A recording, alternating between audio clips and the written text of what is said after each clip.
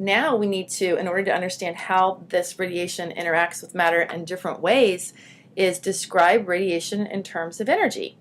And the way this was done was, is there was certain phenomenon that we see with electromagnetic radiation, such as the formation of rainbows, that indicate that electromagnetic radiation behaves physically like waves.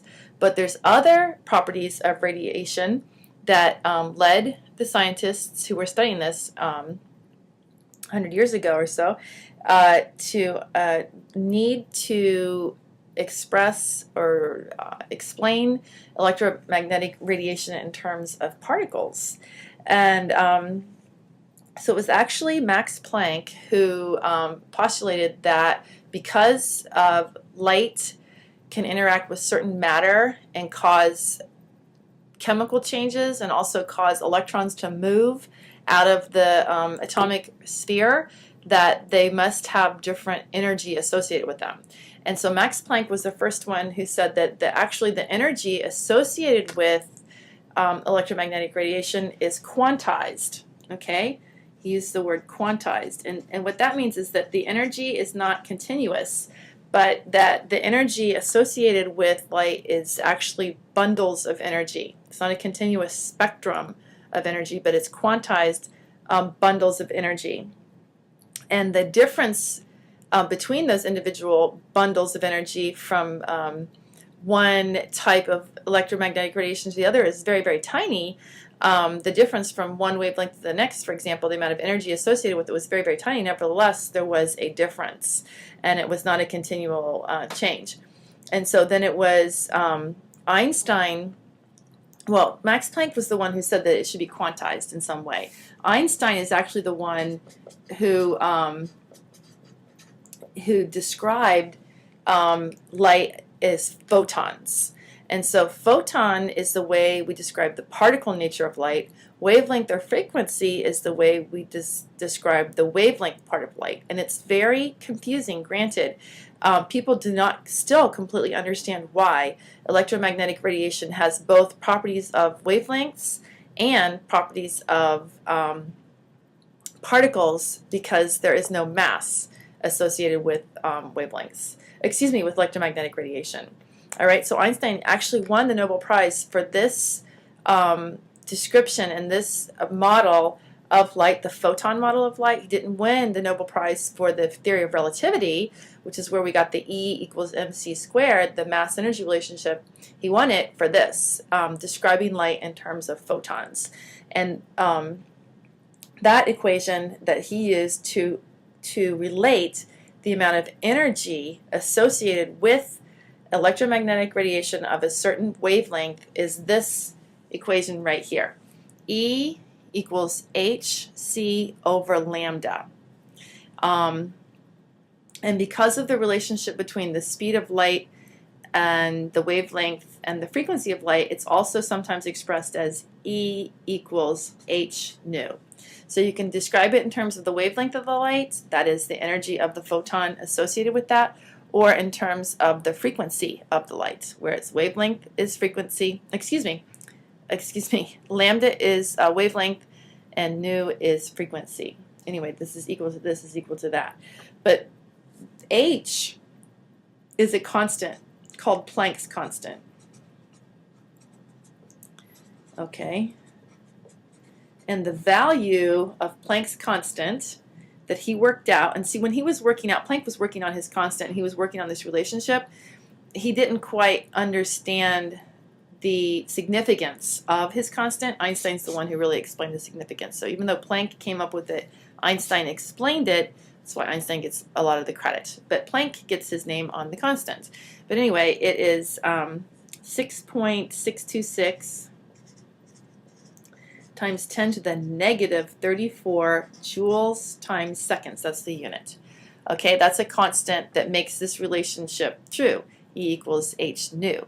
It's the relationship directly between the frequency and the energy of the photon, or the wavelength. And if you want to correlate to wavelength, then you also have to add in there c, which is the speed of light, which we've seen before. The speed of light in a vacuum. And that is widely taken to be 3 times 10 to the 8th meters per second.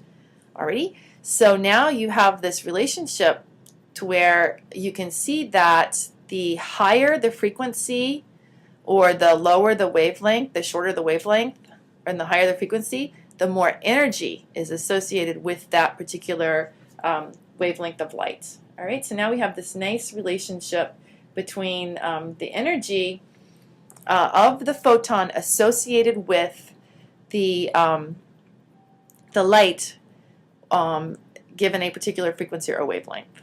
All right, this was a revolutionary idea. It helps predict how energy is going to react with matter. Just think about it. The higher the energy of this bundle of energy colliding with matter, the more damaging that light or that energy associated with the electromagnetic radiation is going to be to whatever it collides with. So the higher energy is more damaging.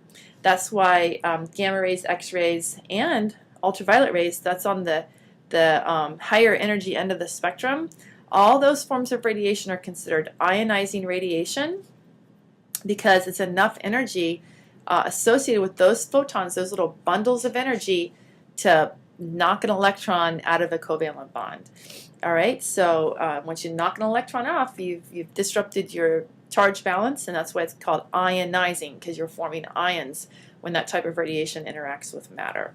All right, so now we have an equation that relates, and another way of describing electromagnetic radiation. It is simultaneously described in terms of wavelength and in terms of particles, and its behavior is probably truly somewhere in between, but that's as best as we can model and explain it right now. All right, I am not going to work any problems, but what I want you guys to do is on, let's see which homework. I can't remember which homework it is. Shoot, I didn't write it down, but on your homework that's associated with this particular lecture, I think it's homework 7, but you can double check with your teacher. I'll write it down somewhere for them. I'm going to put some problems where you need to convert like wavelength to frequency and vice versa, some conversion type problems. And also, given either this or that, a wavelength or frequency, I want you to be able to calculate energy. And given energy, I want you to be able to calculate either wavelength or frequency. Just practice using these equations. It's not super critical for this class, but I do want you to go ahead and try it on your own in your groups.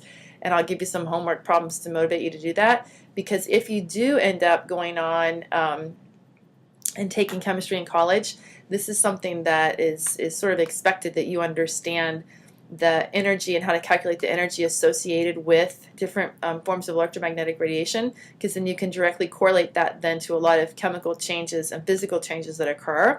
And so just having practice and being real familiar with these equations will just save you some headache and heartache later down the road. But I don't want to take time to work it. It's just basic plug and chug algebra. But the common mistakes that are made is that not putting your units into meters for the wavelength, okay? Because the speed of light that is really the constant that relates wavelength with frequency, so you have to have your wavelength in meters before you calculate the energy, okay, or before you calculate the frequency. Okay, so that's something you can do on your own, and if you guys want to stop and practice that now, you can, or at the end of this lecture before the next lecture, you can practice in small groups. I'd like for you guys to work on them in small groups. Since I'm not giving any examples, y'all can work it out together and help each other overcome the common mistakes. All right, so now we got this clue that there's different energy associated with different forms of electromagnetic radiation, and that energy is in some forms of electromagnetic radiation strong enough to be what we call ionizing radiation, which it can disrupt the break bonds. Now, different types of electromagnetic radiation are going to interact with matter differently depending on their energy, and we will look later at how infrared radiation interacts with matter. We will look, and then the radio waves and microwaves, unless the microwave is tuned to a particular frequency within that broad spectrum and is of high enough intensity, you're not going to, there's no damaging effect of microwaves to people. It's just if you crawl inside a microwave oven. And so anyway, we'll look at all that kind of stuff later on. For now, we're going to focus on UV radiation because that's the storyline we're sticking with, because we want to understand this concept of a stratospheric ozone.